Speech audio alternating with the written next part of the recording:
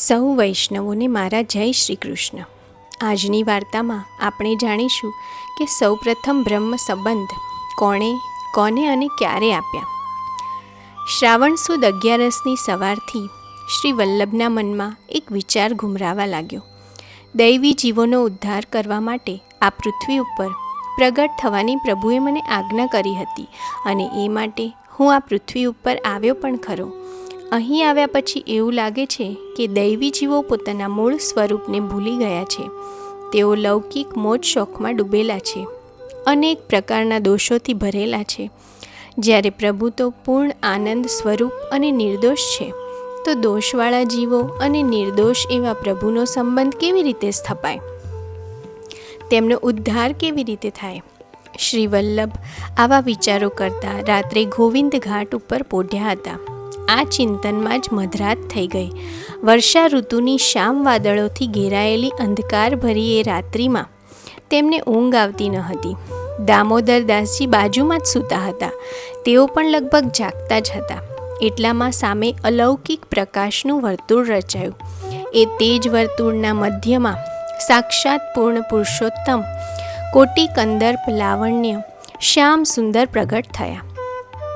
પ્રભુના દર્શન થતાં જ શ્રી વલ્લભ ઊભા થઈ ગયા. બે હાથ જોડી પ્રભુને નમન કરી એ મધુરાધિપતિ પ્રભુની મધુરાષ્ટક સ્તોત્ર દ્વારા સ્તુતિ કરી. પછી પૂછે છે, પ્રભુ, આવી અંધારી મેઘલી રાતે આપે અહીં પધારવાનો શ્રમ કેમ લીધો? વલ્લભ, આજે આખો દિવસ આપ દૈવી જીવોના ઉદ્ધારનો ઉપાય શોધવા માટે ચિંતિત રહ્યા. એ ઉપાય બતાવવા હું આવ્યો છું. હું તમને એક ગદ્ય મંત્ર આપું છું. આ બ્રહ્મ સંબંધ મંત્ર તમે તેના અધિકારી હોય તેવા દૈવી જીવોને આપજો.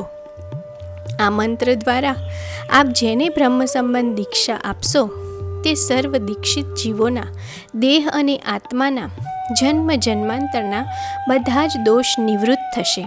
એટલે કે એ દોષ ભગવત પ્રાપ્તિમાં તેમને બાધા નહીં આપે.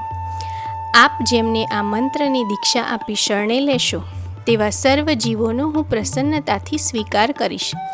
તેમને ક્યારેય છોડીશ નહીં. તમે એ દીક્ષિત જીવોને ભગવત પ્રાપ્તિનો માર્ગ બતાવજો. તેમને અવશ્ય મારી પ્રાપ્તિ થશે.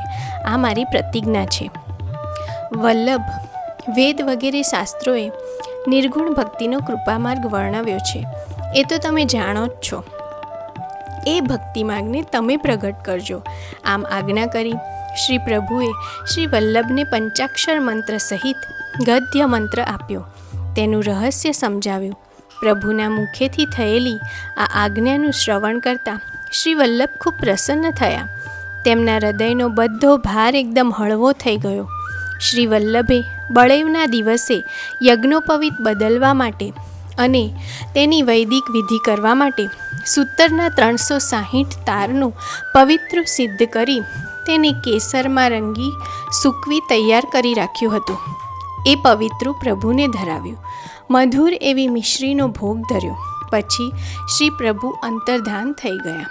શ્રી વલ્લભ પ્રભુ દર્શનથી અને દૈવી જીવોના ઉદ્ધારનો ઉપાય મળવાથી અતિ પ્રસન્ન થયા હતા. બાજુમાં સૂતેલા દામોદરદાસજીને પૂછ્યું, દમલા, તેને કછું સુન્યો? મહારાજ, સુન્યો તો સહી, પર એ સમજ્યો નહીં. દામોદરદાસજી જાગતા જ હતા. તેમને પણ પ્રભુના દિવ્ય દર્શનનો લાભ પ્રાપ્ત થયો હતો. ભગવદ આજ્ઞા સંભળાઈ હતી. પરંતુ દામોદરદાસ સાચા સેવક હતા. તેઓ જાણતા હતા કે પ્રભુના વચનામૃત સમજવાની શક્તિ જીવની નથી. ગુરુની કૃપાથી જ પ્રભુના વચનામૃત સમજાય. તેથી કહ્યું કે મહારાજ, મેં સાંભળ્યું તો ખરું, પણ મને કંઈ સમજણ ન પડી. ઘણીવાર એવું બને કે આપણે ઘણું સાંભળીએ પણ તેનો અર્થ આપણને ન સમજાય. દામોદરદાસજીએ પણ એવું જ કહ્યું કે આપની કૃપાથી મને ભગવદ્વાણી સાંભળવાનો લાભ મળ્યો, પણ એ આજ્ઞાનું રહસ્ય આપ કૃપા કરીને સમજાવો તો જ સમજી શકાય. આમ દામોદરદાસજીએ દીનતાપૂર્વક જણાવ્યું. તેથી શ્રી વલ્લભ તેમના ઉપર પ્રસન્ન થયા અને આજ્ઞા કરી, દમલા, તારા ઉપર પૂર્ણ ભગવત કૃપા છે. સાંભળવા છતાં સમજણ નથી પડી એવું તું કહે છે, તેમાં તારી દીનતા જ દેખાય છે. તારી એ દીનતાથી હું ખૂબ પ્રસન્ન છું. તારી ભક્તિથી મને આનંદ છે. આજે પ્રભુએ સાક્ષાત પ્રગટ થઈ પૃથ્વી પરના દૈવી જીવોના ઉદ્ધારનો માર્ગ કૃપા કરીને બતાવ્યો છે. પ્રભુએ એ જીવોનો પોતાની સાથે સંબંધ કરાવવા એક મંત્ર આપ્યો છે. એ મંત્ર હું સર્વપ્રથમ તને આપીશ અને પ્રભુની આજ્ઞા તને સમજાવીશ. જા, સત્વરે સ્નાન કરીને આવ.